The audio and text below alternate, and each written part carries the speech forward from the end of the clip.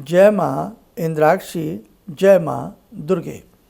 6 अक्टूबर की शरद पूर्णिमा है और 6 अक्टूबर का ही कोजागर व्रत है, जो महालक्ष्मी की पूजा के रूप में बहुत अच्छे से किया जाता है। बंगाल में इसे लक्खी पूजा के नाम से मनाया जाता है और कहने का भाव, शरद पूर्णिमा की रात्रि में भगवती महालक्ष्मी विचरण करती हैं।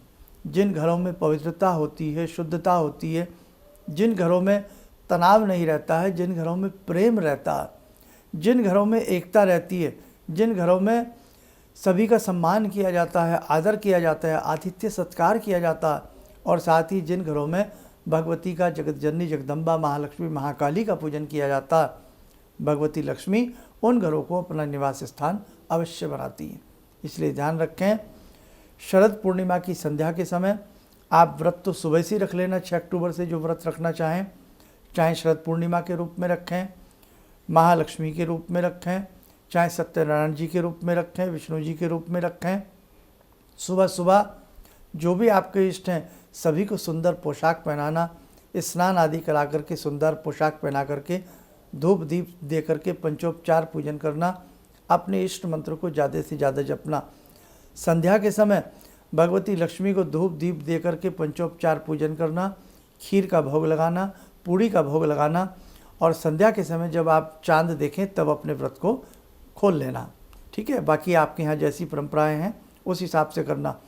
और शरद पूर्णिमा से ही जब शादी हो जाती है तो पहला आप जब पूर्णिमा का व्रत रखना चाहें तो शरद पूर्णिमा से ही प्रारंभ किया जाता है।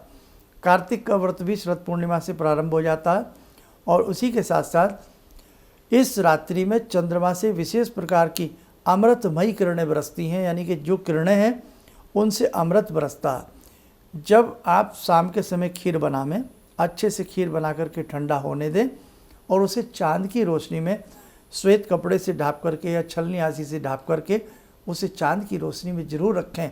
और रखते समय एक मंत्र हम आपको बता रहे हैं, इसे आप लोग ज़रूर पढ़ें, लिखें। चंद्र रूप भगवान तुम अम्ब सुधा दुराओ, आज हमारी खीर में अमृत रस टपकाओ। इस मंत्र को 5 बार 11 बार पढ़ के चंद्रमा को प्रणाम करके ये खीर चांद की रोशनी में रखना। और ऐसा भाव इस मंत्र में है कि हे भगवान चंद्र, इस रात्रि में जो आपकी किरणों से अमृत बरसता है वो हमारी इस खीर में आए, है ना। तो आप खीर को रखना। वैसे तो चांद की रात्रि में रखी जाती है और चंद्रमा के रहते रहते ही उस खीर को प्रसाद रूपेण खाया जाता है। लेकिन आजकल की कल्चर थोड़ी अलग है, लोग थोड़ा देर से भी उठते हैं, किसी की ड्यूटी वगैरह थोड़ा लेट नाइट होती है, तो आप अपने हिसाब से खीर तो ज़रूर रखें, लेकिन सुबह फिर भी तड़के उठने का प्रयास रखें। चाहे स्नान भले ही आपसे ना होता हो, लेकिन अच्छे से दातून वगैरह करके आप सुबह सुबह जितनी भोर में इस खीर को ग्रहण करेंगे प्रसाद के रूप में, बड़ा ही उत्तम रहती है। जो बच्चे नटखट हों, पढ़ाई में ध्यान ना देते हैं, उनको ये खीर बहुत अच्छी होती है, क्योंकि उससे उनके चंद्रमा अच्छे होते हैं। चंद्रमा मन सो अजायत, चंद्रमा मन के स्वामी होते हैं, इसलिए चंद्र की कृपा उन पर बरसती है। और इस बार शरद पूर्णिमा सोमवार की है, 6 अक्टूबर की है। दिन भी चंद्रवार कहलाता है, दिन का संबंध भी चंद्रमा से है, भगवान शिव से।